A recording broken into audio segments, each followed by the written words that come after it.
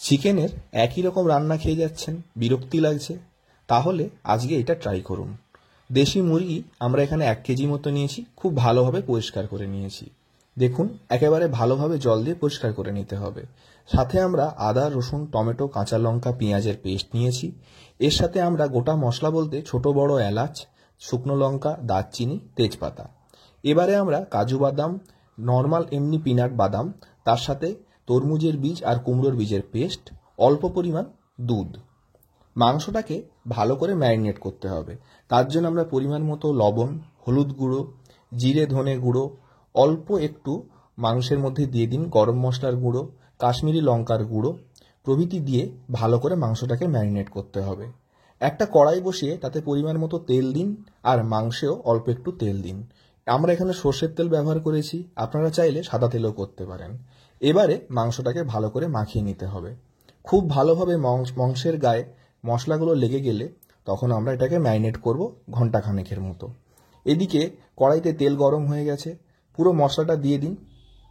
মশলাটা যখন খুব ভালো করে জল ছেড়ে আসবে তখন কিন্তু আমাদের পরবর্তী পদক্ষেপ। দেখুন, মশলাটা কিন্তু প্রায় শুকিয়ে গেছে। এতে আমরা অল্প একটু মশলা ধোয়া জল দিয়ে তারপরে কাজু বাদামের পেস্টটা দিয়ে দিয়েছি।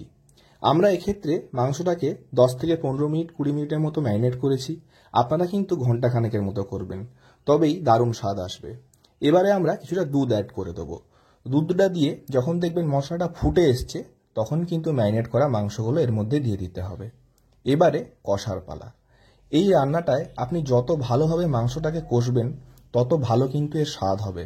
কষে কষে মাংসটাকে কিন্তু এখানেই খুব ভালো করে সিদ্ধ করে নিতে হবে, যাতে পরে জল দিয়ে অল্প একটু ফুটিয়েই আপনারা কিন্তু নামিয়ে নিতে পারেন।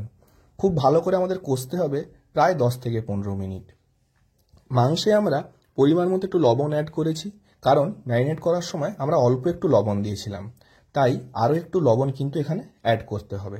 খুব ভালোভাবে এটাকে কষাতে হবে যতক্ষণ না মশলা এবং মাংসের খুব ভালো একটা টেক্সচার আসে। দেখুন, এই পর্যায়ে কিন্তু মাংসটা পুরোপুরি সিদ্ধ হয়ে গেছে। আমরা এখানে কিছুটা গরম জল অ্যাড করে দিয়েছি। তারপরে হাই ফ্লেমে মাংসটাকে খুব ভালোভাবে কিন্তু ফোটাতে হবে, তবেই কিন্তু এর স্বাদটা দারুণ হয়। দেখুন, রান্না যখন প্রায় 99% কমপ্লিট তখন আমরা এর মধ্যে দিয়ে দেবো কসুরি মেথি আর অল্প পরিমাণে গরম মশলা। ভালো করে মাখিয়ে নিন। দেখুন, মাংসের ঝোলটাও কিন্তু ভালো মরে এসছে। খুব দারুণ একটা গ্রেভি কিন্তু মাংসের টেক্সচারটা এসছে। রান্না হয়ে গেছে, পাত্রে নামিয়ে নিন। তারপরে গরম গরম ভাত, পোলাও, রুটি, পরোটা, লুচি যাই দিয়েই খান, দারুণ লাগবে খেতে। বাড়িতে কিন্তু অবশ্যই একবার ট্রাই করবেন। ভিডিওগুলো ভালো লাগলে অবশ্যই লাইক দেবেন, চ্যানেলটা সাবস্ক্রাইব করে নেবেন। ভালো থাকবেন, ধন্যবাদ।